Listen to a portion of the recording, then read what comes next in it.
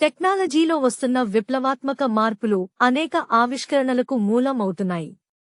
ఇటీవలి కాలంలో బాగా వినిపిస్తున్న విషయం ఏదైనా ఉందంటే అది కేవలం ఆర్టిఫిషియల్ ఇంటెలిజెన్స్ మాత్రమే. నమస్కారం. నా పేరు సరస్వతి.